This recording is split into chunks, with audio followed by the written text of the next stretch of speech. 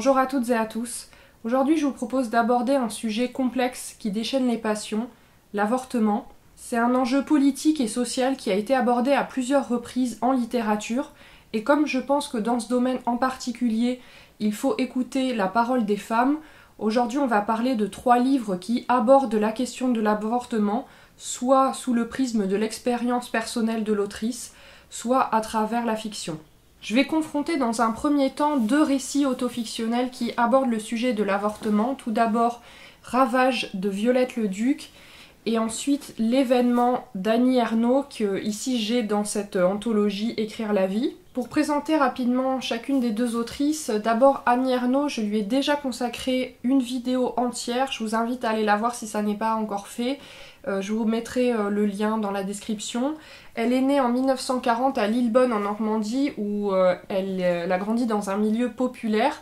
Ensuite elle est devenue enseignante de lettres et elle a écrit une œuvre largement autofictionnelle où elle parle de sa vie en abordant des enjeux sociaux, la place des femmes dans la société et aussi la honte sociale liée à son statut de transfuge de classe. Dès son premier roman, Les Armoires vides, je dis roman parce que d'abord elle écrivait des romans autobiographiques avant de passer vraiment à la forme de l'autofiction. Dès les premières lignes des Armoires vides, elle parle de l'avortement qu'elle a subi à 23 ans, puisqu'elle raconte comment Denise, son alter ego fictionnel, attend que l'avortement qu'elle vient de subir en fait fasse effet dans sa chambre d'étudiante, et elle se remémore en fait toute son enfance, tout son parcours, son enfance joyeuse dans le café-épicerie de ses parents, lorsqu'elle découvre en fait la différence sociale avec ses camarades de classe dans le pensionnat privé qu'elle intègre, son entrée en fac de lettres, ses rêves d'émancipation sociale, etc. Et en fait, tout ça est confronté à son état actuel en fait d'être en train d'avorter, ce qui la ramène en fait à l'animalité de son corps, la contraint à entrer dans la clandestinité, à subir le silence et l'opprobre de la société, puisque c'est une époque où l'avortement est interdit en France. Et ce thème de l'avortement, en fait, elle en parle dans toute son œuvre, mais elle l'aborde vraiment frontalement dans l'événement dont je vais parler aujourd'hui. De son côté, Violette Leduc, elle est née en 1907 à Arras, donc elle est plus âgée qu'Annie Ernaux, et en fait c'est une fille légitime, donc sa mère l'a eue hors mariage et elle n'a jamais été reconnue par son père, et en fait toute sa vie sa mère lui a fait peser le poids de cette infamie dessus, tout en étant extrêmement attachée à elle. D'ailleurs, dans un de ses récits les plus célèbres, L'asphyxie, l'incipit est assez célèbre puisqu'elle dit « Ma mère ne m'a jamais tenu la main », ce qui en dit long sur la nature de ses relations avec sa mère. Encouragée par un de ses amis, elle se mettra à écrire en fait ses souvenirs, sa vie, donc sous la forme de l'autofiction. Et elle parlera de sa découverte de la sexualité et de l'amour dans le pensionnat avec une de ses camarades pensionnaires, ensuite la relation qu'elle aura avec une des surveillantes du pensionnat, et son mariage désastreux avec le dénommé Marc, qui dans la vraie vie s'appelait Jacques Mercier. Dans sa vie, elle travaillera notamment en maison d'édition, ce qui lui permettra de rencontrer de nombreux auteurs et autrices importantes de l'époque, et particulièrement Simone de Beauvoir, dont elle tombera amoureuse sans retour. Et Simone de Beauvoir en fait l'aura beaucoup soutenue toute sa vie puisqu'elle l'a aidée financièrement ainsi que Sartre, mais elle l'a aussi beaucoup soutenue au niveau littéraire. Je crois qu'elle est aussi intervenue directement dans ses manuscrits, Simone de Beauvoir il me semble. Ces 2 autrices écrivent dans un contexte éditorial assez particulier. Le cas le plus notable c'est tout de même Violette Leduc en fait avec Ravage. Donc Ravage, en fait elle l'a soumis dans les années 50 à Gallimard, le manuscrit, et celui-ci a été refusé en tant que tel, et il a été en fait dépioté par Gallimard, qui en fait en a publié certaines parties séparément, et certaines scènes ont été censurées. En fait, toute la partie au pensionnat, elle est assez connue, en fait c'est le récit Thérèse et Isabelle, mais qui faisait partie d'un ensemble qui s'appelait Ravage. Et ensuite, il y a une partie où en fait l'héroïne, donc Thérèse, qui est l'alter ego de Violette Leduc, vit une histoire d'amour avec Cécile et ensuite avec Marc. Et cette partie-là, en fait, est en partie publiée, vous le trouverez chez Folio, sous le titre Ravage. Donc moi j'appelle ça le petit ravage, mais en fait le petit ravage fait partie du grand ravage. Et il y a plusieurs scènes qui ont été censurées jusqu'à très récemment, notamment la scène de l'avortement qui conclut en fait Ravage. Pourquoi est-ce que ça a été refusé à l'époque? Il faut quand même se dire que c'est une époque où en fait c'était scandaleux de publier un récit où des femmes découvrent en fait le bonheur, la jouissance entre elles sans l'entremise des hommes, et où le personnage masculin, c'est celui de Marc, est décrit comme étant très violent. Par ailleurs, on a perdu en fait le manuscrit original de Ravage, et donc ici en fait il est reconstitué par plusieurs spécialistes. Donc on trouve à l'intérieur Thérèse et Isabelle, on retrouve le petit ravage, et on retrouve aussi différentes scènes qui étaient contenues dans des manuscrits que Violette Leduc en fait avait donné à certains de ses amis, notamment Simone de Beauvoir, mais pas que. C'est vraiment un travail d'édition assez exceptionnel pour tenter de retrouver le manuscrit original. Donc c'est un peu comme des espèces de collages, et on trouve à l'intérieur, alors je sais pas si je vais essayer de vous le montrer parce que c'est pas très très visible, mais à certains moments il y a des phrases en violet qui correspondent en fait à des passages censurés par Gallimard. Bref, donc vraiment un très très beau travail d'édition. Il faut savoir que pour Violette Leduc ça a été vraiment une très grande violence de voir son livre censuré et de le voir dépioté. D'ailleurs on se dit en fait en lisant l'ensemble qu'on comprend difficilement le petit ravage sans avoir lu Thérèse et Isabelle, etc.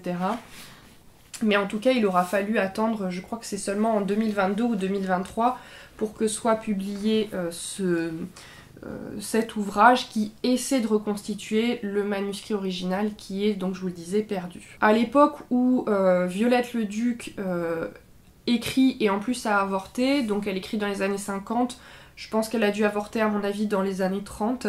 C'était donc avant la loi du 17 janvier 1975 relative à l'interruption volontaire de grossesse, dite loi Veil, donc une époque où était criminalisé en fait l'avortement. Donc pour avorter, les femmes étaient obligées d'entrer dans la clandestinité, ce qui posait en fait des problèmes de santé publique, puisque les avortements étaient pratiqués dans des conditions douteuses.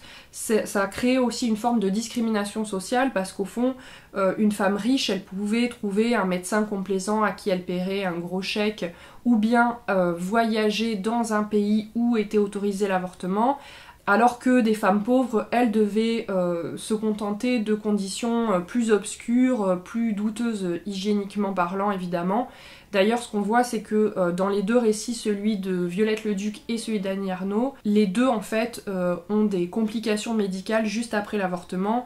Violette Leduc développe une septicémie et Annie Ernaux a une hémorragie. Et enfin, le problème de l'interdiction de l'avortement, c'est que les femmes se retrouvent assujetties à un destin maternel qui peut bouleverser leur existence puisqu'elles n'ont pas de prise là-dessus. Et si jamais elles ont un enfant à un moment où elles ne souhaitent pas en avoir, en fait ça aboutit à une forme de mort sociale, puisque il y a cette infamie qui est jetée sur les filles mères, etc. Annie Ernaux, elle, quand elle avorte, c'est dans les années 60, donc je disais c'est toujours interdit, elle a 23 ans à ce moment-là, mais elle écrit son livre en fait dans les années 2000, je crois que l'événement a été publié en 2000, donc c'est une époque en fait où l'avortement est dépénalisé, et en plus il est remboursé par la sécurité sociale, et donc en fait ce qu'explique Annie Ernaux, c'est que à la publication de son ouvrage, en fait, il y a eu un silence total en fait suite à la publication, notamment Bernard Pivot qui l'invitait à chaque fois dans ses émissions quand paraissait un de ses livres, ne l'a pas invité. Et d'autres journalistes se sont largement abstenus d'en parler. L'un d'eux lui a dit qu'il avait apprécié le livre, mais qu'il en avait en fait éprouvé une forme de malaise, donc il ne se sentait pas en fait d'en parler.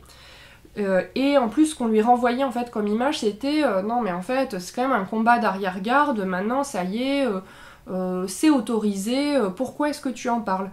Donc vraiment, ce silence, en fait, cette omerta montre que c'est pas du tout un combat d'arrière-garde à l'époque où elle l'écrit, et encore moins maintenant où je vous en parle, puisque on voit que en 2023, aux États-Unis, le droit à l'avortement a été remis en question avec l'abrogation de l'arrêt Roe vs Wade, parce que la Cour suprême des États-Unis est dominée majoritairement par des juges d'extrême droite. Donc ça renvoie à la phrase célèbre de Simone de Beauvoir qu'elle a prononcée en 1974.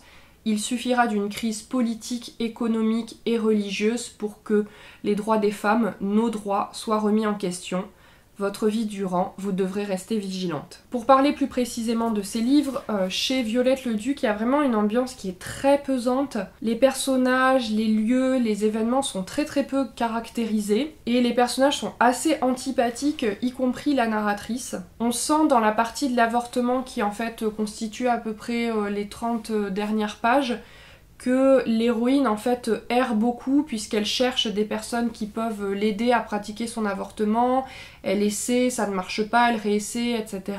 La très grande qualité du récit chez Violette Leduc en fait c'est son écriture, c'est vraiment une écriture incroyable qui est ultra poétique, qui en fait transcende la crudité d'autres passages, et donc je trouve qu'il y a en fait une forme de tension en fait entre ces deux écritures, comme si l'autrice essayait de mettre en fait un peu des métaphores sur une expérience qui est à la fois très douloureuse et en même temps très constructive, puisque elle parle de sa découverte de la sexualité au pensionnat, de ses histoires d'amour et de son avortement, de la maladie, qui donne lieu en fait ensuite à une forme de libération. Annie Ernaux, elle, de son côté, en fait, a une écriture qui est complètement différente, qui refuse complètement la forme de la métaphore. On a parlé à propos d'elle d'une écriture blanche qui refuse le gras, qui s'attache en fait à une forme de neutralité, mais cette étiquette d'écriture blanche, elle la réfute et elle ne lui convient pas du tout. Ici, ça fonctionne comme un thriller, c'est un peu une course contre la montre. Est-ce qu'elle va arriver à avorter avant l'accouchement? Et en fait, ce que fait Annie Ernaux, et que ne fait pas du tout Violette Leduc, il me semble, c'est d'aborder en fait les enjeux sociaux de l'avortement. Le fait que si ses parents apprenaient qu'elle était enceinte et qu'elle avait avorté, que ça serait une déchéance pour eux, pour elle, etc. Et Annie Ernaux aborde aussi les enjeux sociaux autour de l'avortement, ce que, il me semble, ne fait pas du tout Violette Leduc. Donc finalement, qu'est-ce que ces deux livres, en fait, nous apprennent de l'expérience personnelle des autrices sur l'avortement? D'abord, j'ai trouvé que toutes les deux, en fait, faisaient l'expérience de se retrouver face à des personnes qui vraiment ne comprenaient pas en fait leur désir de ne pas avoir d'enfants. Beaucoup de personnes les jugent, beaucoup de personnes leur mettent des bâtons dans les roues. En fait, on en revient à ce que je disais tout à l'heure sur le destin maternel, quand on leur dit mais pourquoi vous voulez pas avoir d'enfants, vous pouvez donner naissance à un enfant en bonne santé, en fait. Quand elles disent je ne veux pas, il y a cette incompréhension en fait en face des interlocuteurs, c'est assez frappant dans les deux récits. Ensuite, c'est pas forcément le sujet le plus prégnant chez elle, mais moi ça m'a marqué à la lecture en fait des deux ouvrages. C'est la question de la place des hommes, puisqu'en fait les hommes sont assez peu aidants en fait, même carrément absents, notamment les deux partenaires en fait des autrices. Ici, je sais pas comment il s'appelle son partenaire, et ici c'est Marc. Chez Annie Ernaux, son partenaire lui dit, dans une lettre je crois, il lui dit débrouille-toi. Et en fait, débrouille-toi ça veut tout dire. Ça veut dire avorte, entre dans la clandestinité, soit dans l'illégalité, ou bien si jamais tu as un enfant, tu te débrouilleras en fait. Je m'en défausse, donc il y a vraiment en fait une dimension, dis-lui vite, moi je m'en lave les mains complètement. Et d'ailleurs Annie Ernaux dit, c'est à ce moment-là que j'ai découvert en fait que le corps des hommes et celui des femmes étaient vraiment foncièrement différents. Chez Violette Leduc, Marc l'aide un petit peu. Au début il essaie de la dissuader d'avorter, mais ensuite il l'aide un petit peu puisqu'il passe un coup de téléphone et il convainc un médecin de l'aider, mais finalement il est très absent aussi. On voit aussi qu'il y a d'autres hommes qui peuvent être présents et qui peuvent faire preuve soit de violence, soit ne pas du tout les aider. Et chez Annie Ernaux, il y a un personnage notamment à la fin, en fait, qui est le médecin qui la récupère, puisqu'elle fait une hémorragie, en fait, après son avortement dans sa chambre d'étudiante. Et en fait, le médecin est extrêmement violent avec elle, il l'engueule, etc., alors qu'elle est en train de mourir, en fait. Et il l'amène à l'hôpital. Et ensuite, il se passe quelque chose. Alors là, c'est quelque chose que je n'ai pas compris dans le livre, donc si vous l'avez compris, ça m'intéresse que vous m'expliquiez. Il y a un effet que fait Annie Ernaux que je n'ai pas compris, puisque le médecin est donc très violent verbalement, psychologiquement avec elle, et en fait, plus tard, elle le revoit après l'opération, etc. Et en fait, elle dit qu'il est très gêné et beaucoup plus... alors je sais pas si elle dit qu'il est aimable avec elle, mais en tout cas, il est beaucoup plus réservé et beaucoup moins condescendant. Et en fait, on lui explique que c'est parce qu'il a découvert qu'en fait, elle n'était pas une ouvrière comme il pensait, mais une étudiante. Et en fait, elle en conçoit beaucoup de colère contre lui, et d'ailleurs, elle dit « Ah oui, j'ai failli mettre son nom dans le livre pour que, voilà, en gros, le monde entier sache que c'était un connard. » Mais en fait, j'ai pas compris en quoi... Enfin, en fait, pourquoi il a changé d'attitude, je vois pas...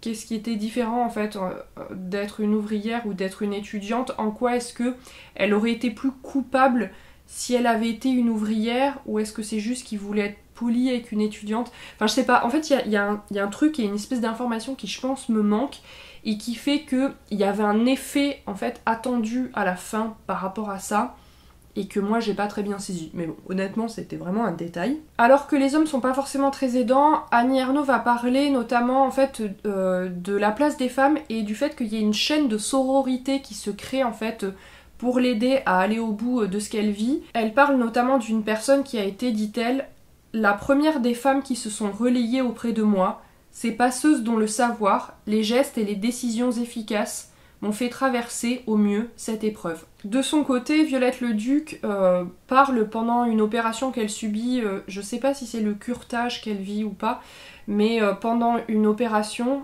Violette Leduc explique qu'en fait, les chirurgiens qui sont présents et s'occupent d'elle discutent entre eux de leur partie de chasse, ce que je trouve en fait assez exceptionnel, quand même de parler de chasse pendant que tu t'occupes d'une femme qui est en train d'avorter. Et chez Violette Leduc, j'ai pas trouvé qu'il y avait particulièrement de forme de sororité chez les femmes, mis à part peut-être avec sa mère, qui est présente avec elle à la fin en fait, quand l'avortement se termine. D'ailleurs, je parlais de sa relation très très ambiguë, que même moi je qualifierais presque de toxique en fait, avec sa mère, puisqu'il y a chez chacune d'elles, il y a un amour-haine l'une envers l'autre, elles se raccrochent beaucoup l'une à l'autre. Et on sent tout au long du récit, pas seulement de l'avortement, mais de tout le livre, on sent chez Violette Leduc en fait qu'il y a une espèce d'amour maternel qu'elle recherche, qu'il y a une espèce de recherche absolue de l'amour maternel qu'elle n'a pas eu comme elle aurait dû l'avoir.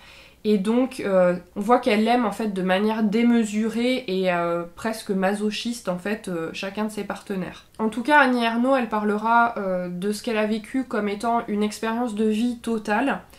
Et de son côté, Violette Leduc, en fait, tout le long de son récit, en fait, le récit de l'avortement n'est qu'une petite partie de Ravage, alors que le récit de l'avortement est vraiment au cœur de l'événement d'Annie Ernaux. Mais ici, en fait, ce qu'on voit, c'est que l'avortement en fait arrive à la fin et une forme d'aboutissement de libération de la narratrice, puisque elle se libère en fait de cette grossesse non désirée, de sa relation toxique avec Marc. Elle se libère aussi de sa mère en fait qui veut la couver. Elle lui dit non, je veux être seule, et en fait c'est la façon dont elle termine son récit.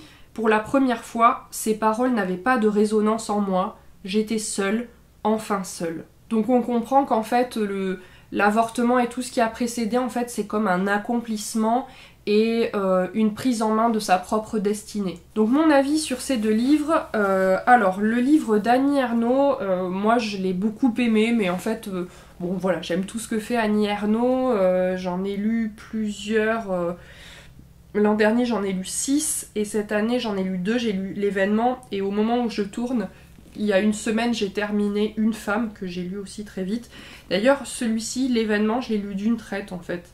Ça se lit vraiment très très très vite. Et voilà, moi j'aime ce que fait Annie Ernaux, c'est un peu mon joker quand je sais pas quoi lire, quand j'ai envie de lire quelque chose de rapide et dont je sais que ça va être bien, je lis Annie Ernaux. Par contre, je n'ai pas du tout apprécié la lecture de Ravage de Violette le Duc, et même en fait je ne l'ai pas terminé. Je me suis arrêtée à peu près au tiers du livre et j'ai repris ensuite seulement la partie de l'avortement, donc les 30-40 dernières pages il me semble.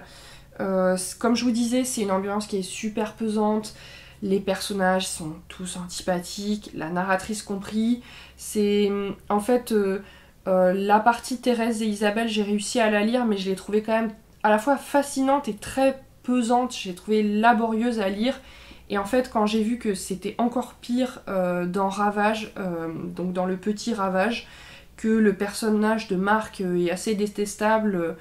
Et que voilà, je sais qu'il va se passer plein de trucs moches, trigger warning, viol et compagnie.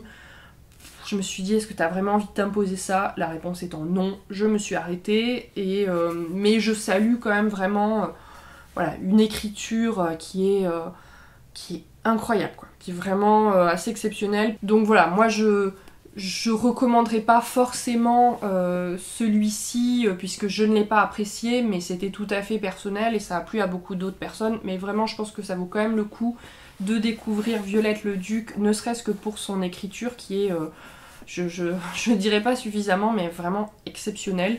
Et par contre, évidemment, je conseille largement la lecture de L'événement et de tout autre livre d'Annie Ernaux. Si vous ne l'avez jamais lu, je vous le conseille à 2000%. Donc c'était Ravage de Violette le Duc et L'événement d'Annie Ernaux. Ensuite, le livre dont je vais parler, ça n'est plus une autofiction, mais là c'est vraiment un roman. C'est un livre de martyrs américains de Joyce Carol Oates, qui imagine ici le meurtre par un fanatique anti-avortement d'un gynécologue qui est appelé le médecin avorteur, et comment cet acte fait basculer la vie des deux familles. D'abord on suit pendant les 150 premières pages le destin du meurtrier qui s'appelle Luther Dunphy, donc on voit en fait son enfance dans un milieu pauvre, la défiance en fait de son milieu vis-à-vis de l'État, son endoctrinement religieux, la violence non canalisée des petits garçons, ça m'a beaucoup frappé le récit de son enfance, et aussi la relation un peu ambiguë, complexe qu'il a avec ses parents, puisqu'il a un père qui ne manifeste aucune affection, et sa mère, elle, de son côté, semble dégoûtée par tout ce qui touche en fait au corps de ses fils. Donc Luther Dunphy en fait vit un traumatisme dans sa vie d'homme marié, de père de famille. En fait, il a un accident de voiture et pendant cet accident de voiture, une de ses filles meurt. Et donc en fait il en conçoit de la culpabilité, quand bien même en fait il n'est pas en tort, ça n'était pas de sa faute. En fait sa femme perd pied et lui, rongé par la culpabilité, se tourne en fait vers des groupes de fanatiques anti-avortement qui appellent au meurtre des médecins qui se battent eux pour en fait permettre l'accès à l'avortement de femmes, donc le maintien de centres pour les femmes ouverts dans ce qu'on peut appeler en fait la Bible Belt, c'est-à-dire dans tous ces états en fait où l'avortement est vraiment rendu très difficile par des politiques d'extrême droite patriarcale. Donc cet homme, Luther Dunphy, en fait il entend des voix et il estime que Jésus en fait lui a intimé l'ordre d'aller tuer ce médecin, et suite à son acte il est arrêté et il ne se défend pas en fait pendant ses procès, puisqu'il indique ne pas croire en la justice des hommes mais en celle de Dieu, et donc il est condamné à mort. Donc là on a aussi tout un sujet à propos de la peine de mort en fait dans ce livre, et sa fille en fait vit avec le poids de ce père absent qui est à la fois considéré comme un héros, on parle de soldat de Dieu, et en même temps qui est conspué en tant que meurtrier. Et elle-même, donc elle vient d'un milieu pauvre, c'est une fille assez laide d'ailleurs dans sa jeunesse, et donc elle est victime de violences à l'école, et finalement elle se découvre une passion pour la boxe féminine. Et de l'autre côté en fait il y a ce médecin qui a été assassiné, donc c'est le docteur Augustus Vorès. On n'a jamais son point de vue à lui en fait, il n'est jamais narrateur. Par contre on a le point de vue en fait de sa femme globalement jusqu'à sa mort. Et ensuite on a le point de vue de sa fille. En fait ce médecin, moi je trouve qu'il a un côté un peu fanatique lui aussi, parce que finalement il oblige toute sa famille à vivre au diapason de ses propres convictions à lui. Sa famille doit tout le temps déménager chaque fois qu'il va travailler dans un nouveau centre pour les femmes. Son mariage prend l'eau. Et en fait, tout le monde doit s'adapter à cette conviction extrêmement forte qu'il porte en lui. Après sa mort, sa femme perd pied et ses enfants grandissent dans la solitude.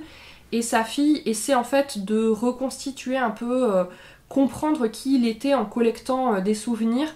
Parce que finalement, ce père lui paraît insaisissable et ça reflète en fait son incapacité globale à comprendre en fait pourquoi tout cela a eu lieu, pourquoi son père a été assassiné. En fait, sur le 4e de couverture, il y a écrit une phrase que je trouve vraiment très frappante et qui résume bien en fait le propos du livre, puisqu'il est dit « Entre les fœtus avortés, les médecins assassinés ou les soldats de Dieu condamnés à la peine capitale, qui sont les véritables martyrs ?» Et en fait, je trouve que c'est vraiment ça le sujet du livre, c'est de dire que... Après ça, c'est moi la réponse que j'y donne, hein, mais c'est en fonction de chacun, je ne sais pas quelle réponse l'autrice donne. Les grands auteurs, c'est non pas ceux qui donnent des réponses, mais qui posent les bonnes questions. Et moi, j'ai trouvé qu'en fait, dans ce livre, les martyrs, en fait, c'était surtout les familles, en fait, de ces deux hommes, et notamment les enfants, qui en fait, on voit chacune des filles doit vivre dans l'ombre d'un père qui est considéré par chaque partie comme un héros ou au contraire conspué, considéré comme un meurtrier, soit un meurtrier de médecin, soit un meurtrier d'enfant. En fait, je trouve que ces familles sont un peu sacrifiées sur l'autel des convictions de leur père. En le lisant, en fait, je me suis posé une question qui peut paraître un peu étonnante, mais je me suis demandé quels étaient les arguments en faveur de l'avortement. Alors, ne vous y trompez pas, je défends complètement le droit à avorter, mais en fait, c'est un truc où, justement, je sais pas si vous éprouvez ça, mais des fois, on a tellement intégré en fait ça, on se dit mais oui c'est vachement important, etc. On connaît très bien les arguments de la partie adverse, mais en fait lorsque je le lisais, en voyant tous les arguments anti-avortement qui sont verbalisés en fait par Luther Dunphy, je me suis dit, mais c'est quoi au fond, que répondre à ça en fait? Que répondre à un fanatique anti-avortement? Bon, alors je suis pas sûre qu'on puisse discuter en fait dans ces conditions-là, mais en tout cas, j'ai recherché pour vous les arguments en fait pour l'avortement. Donc d'abord, j'en parlais au début de cette vidéo, il y a un enjeu en fait de santé publique, puisque l'avortement en fait c'est un acte qui est extrêmement simple médicalement parlant, et le criminaliser en fait ça fait que les femmes de toute éternité vont toujours avorter. Je crois d'ailleurs qu'en France, le nombre d'avortements ne diminue pas, et même je crois qu'il y a, il me semble, pas de grande différence en fait entre avant la dépénalisation et après. Donc en fait, voilà, les femmes de toute éternité ont avorté, et donc en fait, l'enjeu de santé publique, c'est ce sur quoi Simone Veil avait basé son argumentation, c'était de dire en fait, on le permettra à des personnes de le faire dans des bonnes conditions. En plus, je disais au début de la vidéo, il y a un enjeu de discrimination sociale en interdisant l'avortement, puisque les femmes riches pourront toujours avorter, par contre les femmes pauvres pourront beaucoup moins le faire. Donc c'est surtout les femmes pauvres en fait qu'on pénalise. Et ensuite c'est un enjeu en fait de disposer librement de son corps, puisque pouvoir disposer de son corps, pouvoir disposer de sa capacité en fait à avorter, c'est ne pas subir en fait tous les désavantages de la grossesse et de ce destin maternel en fait qu'on assigne aux femmes. Le but en fait c'est de devenir sujet et non plus objet. Ensuite c'est un enjeu en fait de disposer librement de son corps, puisque ça permet de ne pas subir tous les désagréments de la grossesse, alors que les hommes eux peuvent parfaitement se laver les mains d'une grossesse, et ça permet en fait d'échapper justement à ce destin maternel qu'on a assigné aux femmes. Donc ça permet en fait de ne plus être objet mais de devenir sujet, de s'emparer de son propre destin. Ce qu'il faut noter aussi, c'est qu'en fait quand on regarde l'histoire de l'avortement en fait en France, et notamment de la criminalisation de l'avortement, c'est qu'en fait, souvent, quand il y a eu des lois assez répressives sur l'avortement, en fait, c'était un enjeu aussi démographique et social derrière, enfin, en fait, politique, puisque après la Première Guerre mondiale, il y a eu une loi qui serrait la vis par rapport à l'avortement. C'est parce qu'en fait, on disait, mais il y a tellement de personnes qui sont mortes pendant cette guerre, ça serait un crime que d'empêcher des enfants de naître, donc les femmes doivent participer à l'effort de de reconstruction de notre pays, et là vous me voyez venir avec ce que notre cher président Emmanuel Macron a appelé le réarmement démographique. En fait c'était vraiment ça, hein. C'était peut-être pas les termes qu'ils utilisaient, mais c'était le réarmement démographique. L'idée que la femme, par son utérus, et par ce destin de mère qu'on lui assigne, doit repeupler la France. Bon, pour en revenir à un livre de martyrs américains, c'est un livre qui est, vous l'aurez compris je pense, d'une très grande violence. C'est très difficile d'entrer dans la tête d'un militant anti-avortement, un fanatique, parce que ça oblige à une forme de compassion. J'avoue que moi j'ai trouvé ça hyper difficile comme expérience. Il y a également tous les trigger warnings du monde. Il y a une scène de viol, il y a une scène aussi, attention, c'est un peu hardcore ce que je vais dire, il y a une scène où des militants anti-avortement ouvrent des poubelles et trouvent des fœtus jetés à la poubelle dans des cartons. Et en fait la question de comment se débarrasser des fœtus, on la retrouve aussi chez Annie Ernaux et Violette Leduc. Chez Annie Ernaux, en fait elle avorte dans les toilettes, donc je crois qu'elle dit qu'au Japon ça porte un nom, les bébés chasse d'eau ou quelque chose comme ça il me semble.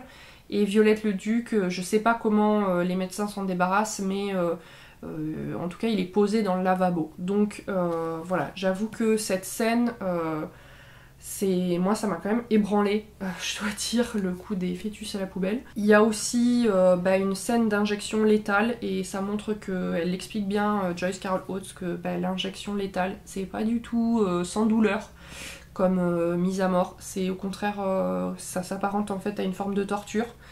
Donc voilà, donc c'est un livre qui est hyper difficile et en même temps qui est à couper le souffle complètement. Elle nous montre vraiment cette Amérique qui est en fait coupée en deux, où ces deux parties sont en fait à la fois très proches et en même temps irréconciliables. En tout cas moi c'est ce que je me suis dit en fait en lisant, je me suis dit mais il n'y a pas de réconciliation possible en fait entre ces deux Amériques. Elle essaie de dire que si, à travers la fin qui sonne comme une forme de réconciliation, mais moi j'ai trouvé ça un peu artificiel. Et de manière générale, en fait, ce livre c'est un gros pavé. Bon, moi je l'ai lu très vite, hein, parce que c'est hyper prenant, ça se lit très bien, mais c'est quand même un gros livre. Et j'ai trouvé que globalement, le dernier tiers du livre aurait gagné à être sévèrement élagué, voire en fait complètement enlevé. Je trouve que Joyce Carol Oates, en fait... c'est un peu comme Balzac, c'est-à-dire c'est une immense autrice qui, c'est incroyable ce qu'elle fait, mais on pourrait en fait en enlever une certaine partie. Donc à mon avis, voilà, la dernière partie est pas déplaisante, mais elle est pas très très utile, il me semble. Donc vous l'aurez compris, pour moi c'était un coup de cœur et en même temps un coup de poing.